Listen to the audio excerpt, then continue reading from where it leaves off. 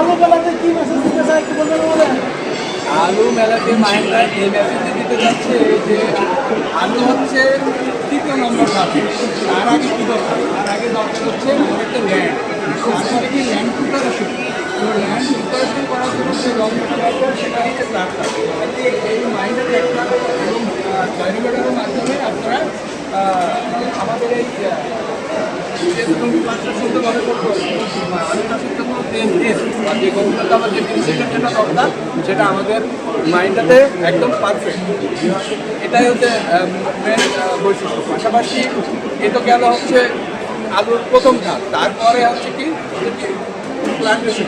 Plantation জন্য আমাদের আলুর পটেটো প্লান্টার আছে, এবার হারভেস্টারের জন্য আছে পটেটো ডিগার।